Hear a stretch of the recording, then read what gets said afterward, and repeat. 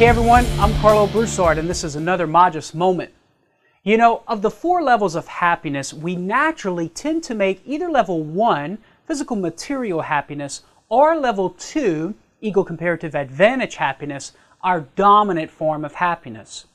But the problem with this is that such levels, when made dominant, that is to say when we define our lives in terms of these levels alone, without levels 3 and 4, rob us of the opportunity to live life to the fullness. Take, for example, level 1 dominance. Due to the fact that the physical pleasure we get from food, drink, and material goods is transient, it comes and it goes, to define one's life in these terms alone will lead to a perpetual sense of emptiness and thus frustration.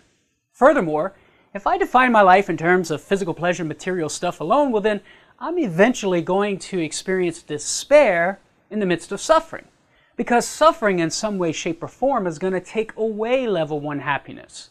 For example, any physical malady is going to take away sensory pleasure, and we're all familiar with how easy it is to lose our material stuff. It can get broken, it can get stolen, it can get taken away from us due to the forces of nature. So level 1 dominance eventually will lead to despair in the midst of suffering because one will no longer see happiness as achievable. And finally, because the activities of level 1 dominance are centered entirely on self, there's no room for concern and care for others. And if no room for concern and care for others, well then obviously no room for love.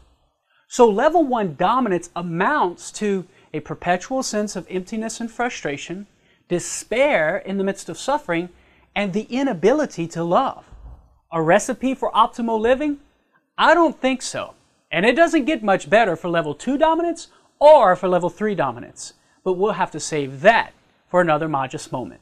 I'm Karlo Broussard with the Magis Center at magiscenter.com.